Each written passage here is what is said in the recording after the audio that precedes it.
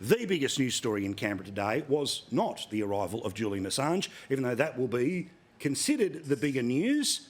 The bigger news is that inflation went up.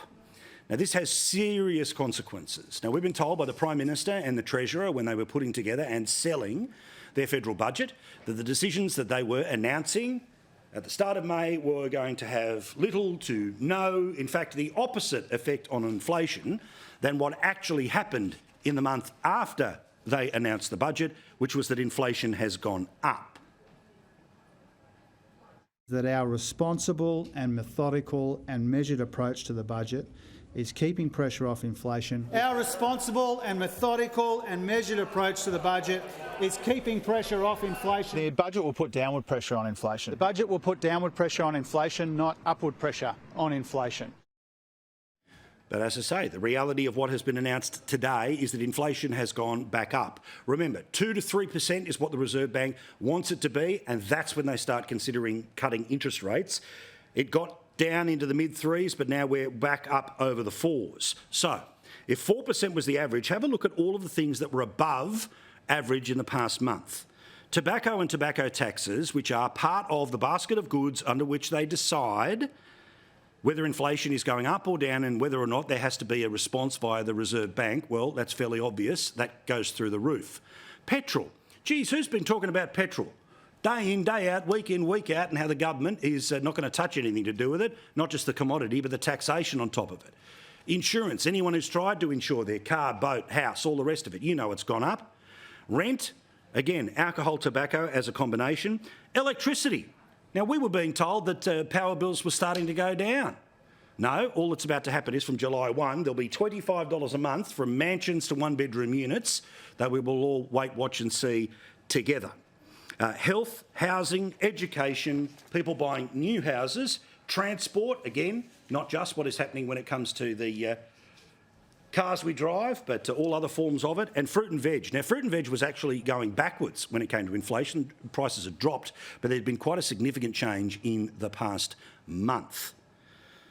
When having to own this today, the man who was saying that his policies were doing the exact opposite of what they were doing, Grim Jim said this today.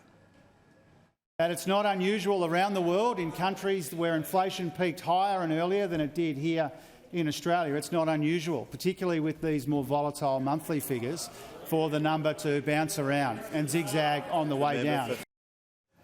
Now, part of the problem, of course, with ongoing inflation and inflation going the opposite direction of the 2 to 3%, we're now at 4% of where the Reserve Bank wants it to go, is what the Reserve Bank will do.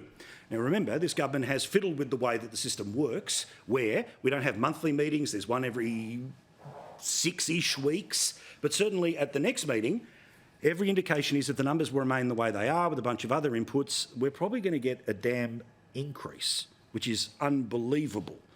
Now, of course, at the last meeting that just took place a couple of weeks ago, the report was the Reserve Bank didn't even consider cutting rates.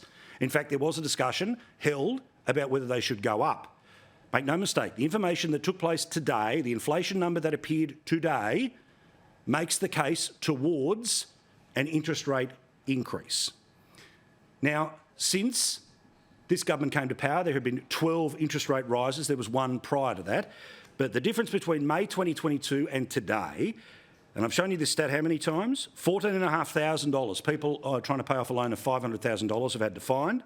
$21,000 if it's $750,000, or if $1 million and above, clearly the numbers go higher the more you go. $29,000 you've had to find that you did not have to pay in May of 2022. The immediate response to these numbers is not if but when. Unbelievably now we are talking about an increase to interest rates. Now, we had thought there was some level of tapering off and maybe going down, but if inflation keeps going up, these numbers, well, they continue to be high. CanStar's Steve, one of their economists, says, with scant evidence that inflation is moving towards the target band, the Reserve Bank will feel uncomfortable waiting for 3 months for the following release of quarterly CPI, and they will surely lift rates, repeat, surely lift rates in August. The risk of baked-in inflation expectations are too high. Now, amazingly, despite this being the actual fact, the Prime Minister spoke to his MPs today and trying to rev up those MPs, he told them to go back into the streets and argue only cost of living, that this government is doing everything it can possibly do on cost of living, despite the fact that we have charted uphill and down dale on many, many elements of detail why that is not actually the case.